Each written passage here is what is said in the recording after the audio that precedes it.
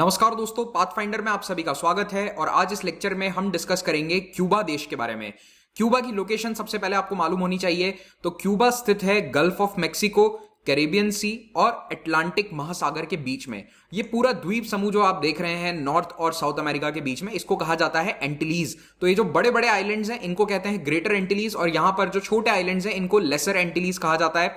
तो ये द्वीप समूह हमने कुछ दिन पहले भी डिस्कस किया था। हेती में जो परिस्थितियां थी, वहां के राष्ट्रपति की हत्या हुई थी, तब मैंने आपको ये बताया था। आज हम चर्चा करेंगे क्यूबा की।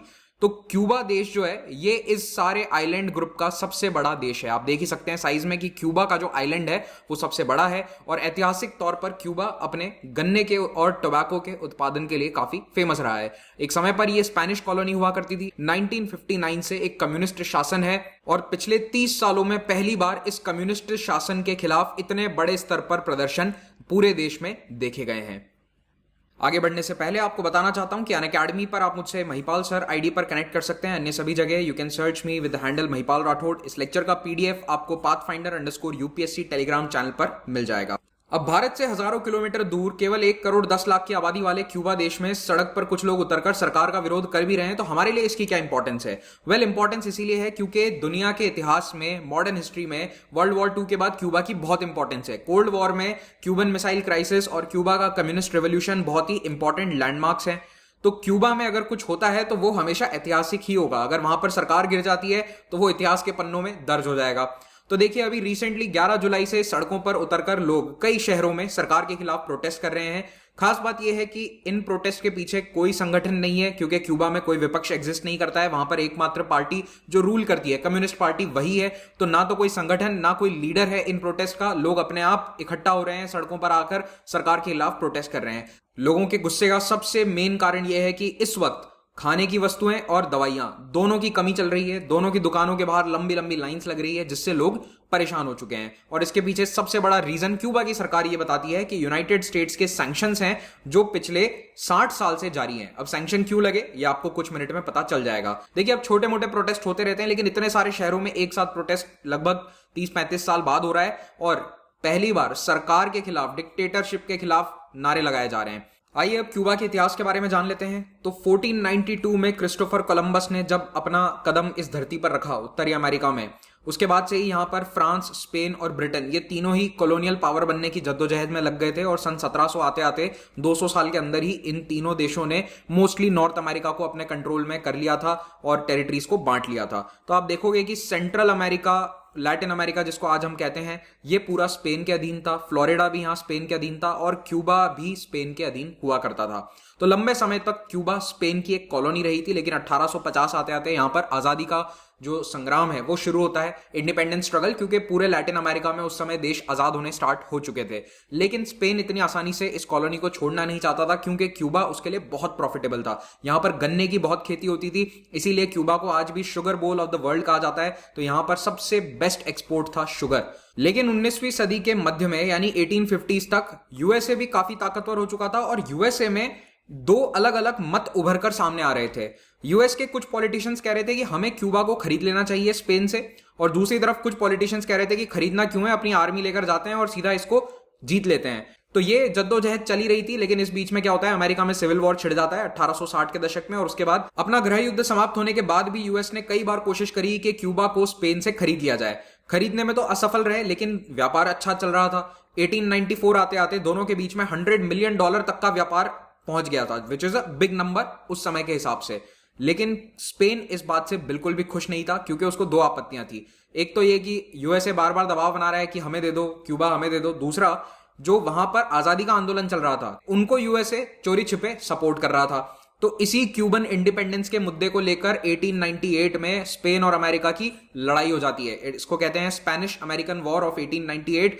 और ये वो पहली लड़ाई है जिसने दुनिया में यूनाइटेड स्टेट्स का लोहा मनवा दिया, क्योंकि इसके पहले यूएसए अपनी आजादी के 120 साल बाद तक लगभग अपने देश तक ही सिमट कर रहा था। उसने किसी विदेशी ताकत से लड़ाई नहीं लड़ी थी और इतनी बड़ी लड़ाई जीती नहीं थी। लेकिन ये जो 1898 वाला युद्ध है ना, इसने अमेरिका को 20th सेंचुरी में जाने से पहले ही एक सुपर पावर के रूप में, क्या कहते हैं, उसका ट्रेलर दिखा दिया था दुनिया को कि कैसे 20वीं सदी में यूएसए एक सुपर पावर बनेगा। खैर, इस युद्ध में स्पेनिश साम्राज्य की हार होती है और यूनाइटेड स्टेट्स ऑफ अमेरिका, एक डेमोक्रेटिकली इलेक्टेड गवर्नमेंट, दुनिया में अपना साम्राज्य बनाना शुरू कर देती है। तो इस लड़ाई के बाद अमेरिका के पास कब्जे में आ जाते हैं क्यूबा, प्यूर्तो रिको और फिलीपींस। प्यूर्तो रिको पर आज भी इनका कंट्रोल है, इसको इन्होंने ना तो आजादी दी है, ना ही इसे अपना 51st स्टेट बनाया है।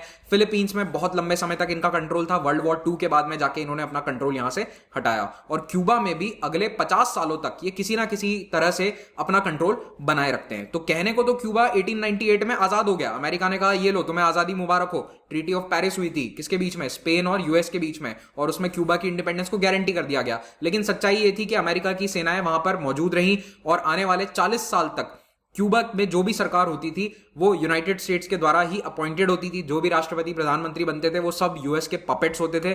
क्यूबा में अपनी कठपुतली सरकारों पर शिकंजा हमेशा के लिए कसने के लिए अमेरिका ने कई कानून भी पास किए। 1901 में इन्होंने एक कानून पास किया जिसमें यह बात साफ कही गई कि क्यूबा के इंटरनेशनल रिलेशंस, वहां की इकोनॉमी और जितने भी आंतरिक मुद्दे हैं ये सब सरकार देखेगी यूनाइटेड स्टेट्स की, और बाकी जो सारा काम है दूसरे जो सिविल वर्क्स होते हैं वो लोकल गवर्नमेंट संभाल सकती है। और इन्होंने ग्वांतानामो बे नाम की एक जगह पर अपना नेवल स्टेशन भी एस्टैब्लिश किया जो आज भी वहां पर मौजूद है। आपने इस ग्वांतानामो बे का नाम कई बार सुना होगा क्योंकि इराक वॉर के दौरान वहां पर कई लोगों को टॉर्चर किया गया था। जो वॉर ऑन टेरर था उसमें कई आतंकवादियों को इस जेल में ले जाकर रखा गया था, क्योंकि ये यूएस धरती पर नहीं है तो यहां पर यूएस के कानून लागू नहीं होते हैं। तो ये जितने भी कानून इन्होंने बनाया या फिर जो भी सरकारें ये सपोर्ट करते थे, ये 1934 तक चलता रहा। फाइनली 36 साल बाद क्यूबा के कुछ लोगों को लगा कि अमेरिका का जो कंट्रोल है ये थोड़ा ज्यादा है, उन्होंने इसके विरोध में स्वर उठाए।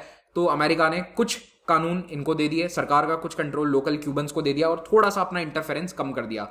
लेकिन फिर भी हालात में ज्यादा चेंज नहीं आता है। जो भी सरकार बनती है क्यूबा में आने वाले 20 सालों के लिए वो यूनाइटेड स्टेट्स के द्वारा सपोर्टेड ही होती है और कठपुतली सरकारें होती है, और एक के बाद एक करप्ट सरकार वहां पर आती रहती है। करप्शन से लोग इतना परेशान हो जाते हैं कि 1952 में मिलिट्री जनरल फुल्जेंसियो बतिस्ता के द्वारा एक तख्ता पलट कर दिया जाता है और बतिस्ता, एक मिलिट्री जनरल, पावर में आ जाता है। अब शुरू में तो बतिस्ता से लोग काफी खुश थे क्योंकि इसने पावर में आते ही कुछ अमेरिकी बिजनेसेस को वहां बंद करके वो सारे एसेट्स, प्रॉपर्टीज क्यूबन्स के हाथ में दे दिए। लेकिन बतिस्ता अपने आप में बहुत ही करप्ट व्यक्ति था। उसने अपने फेवरेट लोगों को हर जगह अपॉइंट कर दिया, जैसा कि तानाशाह अक्सर करते हैं, और इसने अपने विरोधियों को दबाने के लिए उनको जेल में डालना शुरू कर दिया। He was a very oppressive dictator. और इन विरोधियों में कुछ लेफ्ट पार्टीज थी, कम्युनिस्ट पार्टीज थी, जिनके लीडर थे फिडेल कास्ट्रो। अब फिडेल कास्ट्रो एक यंग रेवोल्यूशनरी थे जो क्यूबा में एक कम्युनिस्ट रेवोल्यूशन लाना चाहते थे। तो 1953 में इन्होंने बतिस्ता की सरकार के खिलाफ हथियारबंद रेवोल्यूशन शुरू कर दिया। अब एक तरफ तो ये बगावत शुरू हो चुकी थी, लेकिन दूसरी तरफ बतिस्ता यूएस को नाराज कर चुके थे। तो यूएस 60 सालों में पहली बार क्यूबा की किसी सरकार को सपोर्ट नहीं करता, ना तो उनको हथियार बेचे जाते हैं, इससे वहां की मिलिट्री कमजोर हो जाती है। और क्यूबा की आर्मी के कई कमांडर्स फिडेल कास्ट्रो के इस रेवोल्यूशन के प्रति सिंपैथीज रखते थे, तो वो फिडेल कास्ट्रो को ज्वाइन कर लेते हैं। तो 5 साल के अंदर अंदर फिडेल कास्ट्रो क्यूबा में तख्ता पलट करने में सक्सेसफुल रहते हैं। 1 जनवरी 1959 को कास्ट्रो अपने चंद 100 सैनिकों के साथ क्यूबा की राजधानी हवाना में एंटर होते हैं और वहां पर 30,000 की आर्मी थी, वो ज्यादातर बिना लड़े ही अपने हथियार डाल देती है और फिडेल कास्ट्रो और उनके सेनानियों का स्वागत किया जाता है हवाना शहर में। बतिस्ता देश छोड़कर भाग जाते हैं और 1959 से क्यूबा में एक कम्युनिस्ट सरकार की स्थापना हो जाती है। तो फिडेल कास्ट्रो ने पावर में आते ही सबसे बड़ा काम यह किया कि जितने भी बिजनेसेस थे सबको नेशनलाइज कर दिया। उनमें सबसे बड़ी बड़ी जो रिफाइनरीज थी वहां पर अमेरिकन कंपनीज की, उनको नेशनलाइज किया गया, और जितने भी मेजर होटल्स थे, एसेट्स थे, उन सबको नेशनलाइज कर दिया गया। और अचानक ये जितने भी बड़े बड़े होटल्स थे अब ये अमेरिकन बिजनेसेस के पास नहीं रहे और ये सब क्यूबा के लोगों के या सरकार के हाथ में आ चुके हैं। तो इससे अमेरिका ऑफ कोर्स नाराज हो जाएगा क्योंकि अमेरिका के वहां पर बहुत बड़े बड़े इन्वेस्टमेंट्स थे और वो सारे उनके हाथ से निकल चुके थे। क्यूबा से कम्युनिस्ट शासन को हटाने के लिए यूएस की सरकार ने 2 बड़े बड़े निर्णय लिए। सबसे पहले 1960 में ही इन्होंने क्यूबा के साथ एक ट्रेड एम्बार्गो लगा दिया, यानी कि कोई भी क्यूबा के साथ व्यापार नहीं कर सकता। तो इन दोनों देशों के बीच में जो फलता फुलता व्यापार था, जिसके कारण क्यूबा की इकोनॉमी काफी अच्छी चल रही थी, वो पूरी तरह से बंद हो जाता है। तो क्यूबा के साथ कोई भी अमेरिकी कंपनी अब व्यापार नहीं कर सकती। दूसरा तरीका, कास्त्रो के विरोधियों के हाथ में हथियार और पैसा देकर उन्हें क्यूबा की सरकार को हटाने के लिए भेजा जाता है। इस हमले को कहते हैं bay of pigs invasion. Bay of pigs एक छोटा सा बे है, उसका नाम है। तो ये अप्रैल 1961 की घटना है। लेकिन ये हमला पूरी तरह से विफल रहता है। जो काउंटर रेवोल्यूशनरीज या फिर कास्त्रो के विरोधी यहाँ पर लैंड करते हैं, उनको तुरंत कास्त्रो की सेनाएं मार गिराती है। उनको शायद पहले से पता चल गया था कि ये हमला होने वाला है। कुल मिलाकर ये हमला विफल होता है। अमेरिका को पूरी दुनिया में शर्मिंदगी झेलनी पड़ती है और फिडेल कास्त्रो सत्ता पर अपनी पकड़ को और मजबूत बना लेते हैं। इनफैक्ट इतनी मजबूत बना लेते हैं कि आने वाले 50 साल तक, 2008 तक वो खुद राष्ट्रपति बने रहे। कुछ समय के लिए प्राइम मिनिस्टर थे, फिर बाद में प्रेसिडेंट बन गए थे। और इनके रिटायरमेंट के बाद जब इनकी उम्र काफी हो गई तो इन्होंने अपने छोटे भाई राहुल के हाथ में सत्ता दे दी, जो 2018 तक पावर में थे। और अभी कुछ महीने पहले ही राहुल ने पार्टी में भी अपने सारे पदों से इस्तीफा दे दिया है।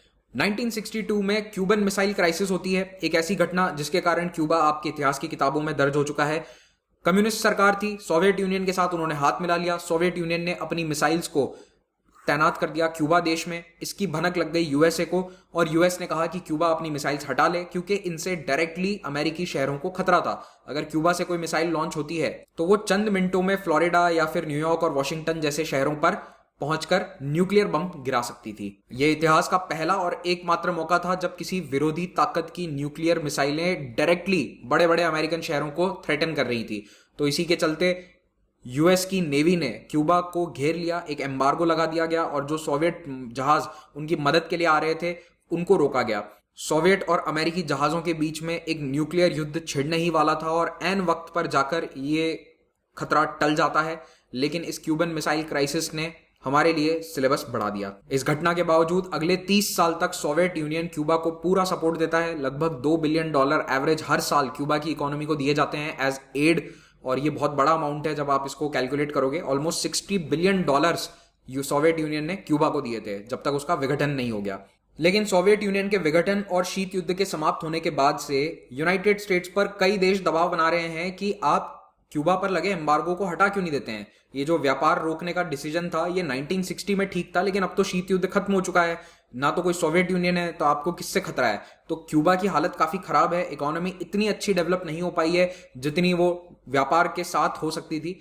तो इस पर यूनाइटेड नेशंस में कई बार वोटिंग हो चुकी है। आप जानकर हैरान हो जाओगे कि 29 टाइम्स इस पर वोट हो चुका है यूएन जनरल असेंबली में, लेकिन हर बार यूनाइटेड स्टेट्स इसको वीटो कर देता है। इनफैक्ट लास्ट वोटिंग हुई थी जून 2021 में, यानी पिछले महीने, और केवल 2 देशों ने, दुनिया के सिर्फ 2 देश, यूएस और इजराइल, इन्होंने इस फेवर में वोट किया था कि क्यूबा पर अभी भी एम्बार्गो लगा रहे। बाकी 184 कंट्रीज इसके फेवर में थे कि क्यूबा पर सभी तरह के रिस्ट्रिक्शन, जो व्यापार संबंधित रिस्ट्रिक्शंस हैं, वो हटा दिए जाएं। 6 दशक के व्यापार प्रतिबंधों के बावजूद क्यूबा की इकोनॉमी ठीक ठाक डेवलप कर चुकी है, मेनली बिकॉज सोवियत यूनियन की लगातार मदद उन्हें मिलती रही और वहां पर कुछ नेचुरल रिसोर्सेस हैं, जैसे कि टोबैको प्रोडक्शन बहुत अच्छा है, शुगर केन प्रोडक्शन अच्छा है जिससे शक्कर बनती है। ये दोनों इनके मेजर एक्सपोर्ट्स हैं। आपने अक्सर क्यूबन सिगार के बारे में सुना होगा, वो इसीलिए वहां पर बनता है क्योंकि टोबैको का प्रोडक्शन बहुत अच्छा है। और फाइनली टूरिज्म पर वहां की इकोनॉमी बहुत हद तक निर्भर है। इनफैक्ट लगभग 10 से 15% जीडीपी टूरिज्म के कारण आती है। आज के समय में अगर मैं क्यूबा की बात करूं, कोविड-19 के आने के जस्ट पहले के आंकड़े बता रहा हूं, तो पॉपुलेशन है वहां की 1 करोड़ 10 लाख और जीडीपी है 100 बिलियन, और इसमें 10 to 15% टूरिज्म पर निर्भर था। शीत युद्ध समाप्त होने के 23 साल बाद अमेरिकी राष्ट्रपति बराक ओबामा 2013 में ऐसे संकेत देते हैं कि अब अमेरिकी सरकार क्यूबा के साथ बातचीत करने को तैयार है और शायद ट्रेड एम्बार्गो हटाया जा सकता है, क्योंकि दोनों जो राष्ट्रपति थे, राहुल कास्त्रो और ओबामा, इनके बीच में मुलाकात हुई, दोनों ने हाथ मिलाया और उसके बाद ओबामा ने क्यूबा विजिट भी किया था, जो 80 साल में पहली बार कोई भी राष्ट्रपति क्यूबा गया था। तो ये काफी ऐतिहासिक मौका था। 2014 में ऐसा लग रहा था कि शायद दोनों के बीच में जितने भी मुद्दे हैं वो सब सॉल्व हो जाएंगे। तो डिप्लोमेटिक रिलेशंस तो दोनों ने एस्टैब्लिश कर दिए, अपनी अपनी एम्बेसीज को चालू कर दिया, लेकिन अभी भी ट्रेड एम्बार्गो पूरी तरह से हटा नहीं है। बेसिकली ओबामा ये प्रोसेस खत्म करते, उसके पहले उनका कार्यकाल समाप्त हो गया और राष्ट्रपति ट्रंप सत्ता में आ जाते हैं। ट्रंप क्यूबा के बिल्कुल खिलाफ हैं। इनफैक्ट ट्रंप का जाते जाते आखिरी डिसीजन जो था उनमें से एक ये था कि क्यूबा को स्टेट स्पॉन्सर ऑफ टेरर घोषित कर दिया, यानी जिस श्रेणी में नॉर्थ कोरिया और ईरान की सरकारों को रखा जाता है उसी के बराबर स्टेटस देकर चले गए। तो क्यूबा की सरकार ऑफकोर्स नाराज होगी और ट्रंप ने ट्रेड एम्बार्गो हटाने से भी मना कर दिया। तो जितने भी व्यापार संबंधित रिस्ट्रिक्शंस थे वो सभी आज भी लागू हैं। तो क्यूबा इन हालातों से गुजरा है पिछले कई दशकों में और 2020 में आ गया कोविड-19। दुनिया भर के देशों की तरह यहां पर भी इकोनॉमी काफी कम हो जाती है। 11% जीडीपी यहां की श्रिंक हो गई 2020 में। लेकिन सबसे बड़ा असर कहां पड़ता है? टूरिज्म सेक्टर पर। यहां पर बहुत सारे लोग निर्भर हैं क्यूबा के इस सेक्टर पर और उनका व्यापार, उनका बिजनेस पूरी तरह से ठप पड़ गया। फिर 2021 में यहां पर खाने की वस्तुओं की बहुत कमी है। लोग सामान खरीदने के लिए दुकानों के बाहर लंबी लाइनें लगा रहे हैं कई हफ्तों से। दवाइयों की बहुत कमी है, कीमतें लगातार बढ़ती जा रही है और थोड़ा सा गुस्सा सरकार के प्रति वैक्सीनेशन को लेकर भी है। इन्होंने दूसरे देशों से वैक्सीन खरीदने से मना कर दिया और अपनी खुद की वैक्सीन डेवलप करने की जानकारी दी थी क्यूबा की सरकार ने। फाइनली इन्होंने अपनी वैक्सीन ओके तो कर दी है, लेकिन 8 महीने हो चुके हैं, ये चाहते तो किसी और से भी खरीद सकते थे, जो इन्होंने नहीं खरीदा। तो कोविड के केसेस अभी भी वहां आ रहे हैं, 6 से 7 हजार केसेस डेली वहां पर चल रहे हैं। कोविड-19 की मार देश झेल ही रहा है, लेकिन साथ में एक और बड़ी परेशानी सामने आ गई कि गन्ने की खेती इस साल बहुत ही कम हुई है। जो इस साल का हार्वेस्ट है वो बहुत ही खराब है, जिसके कारण जो उनका मेन एक्सपोर्ट है शुगर, वो कम रहेगा और जीडीपी और ज्यादा उसके कारण डाउन जाएगी 2021 में। आखिरी समस्या जिसने लोगों की कमर तोड़ दी वो है इलेक्ट्रिसिटी ब्लैकआउट। तो बिजली की बहुत समस्या है, कई घंटों तक बिजली चली जाती है और इंटरनेट भी चला जाता है। बेसिकली इलेक्ट्रिसिटी पर ही मोबाइल टावर चलते हैं, तो टावर बंद हो जाते हैं और मोबाइल इंटरनेट जिसके ऊपर ज्यादातर क्यूबा के लोग निर्भर करते हैं इंटरनेट के लिए, वाईफाई कवरेज नहीं है वहां पर, तो वो पूरी तरह ठप पड़ जाता है। तो ऑफकोर्स जब इंटरनेट नहीं है, कुछ करने को नहीं है, तो प्रोटेस्ट करो सरकार के खिलाफ। Not to trivialise the situation.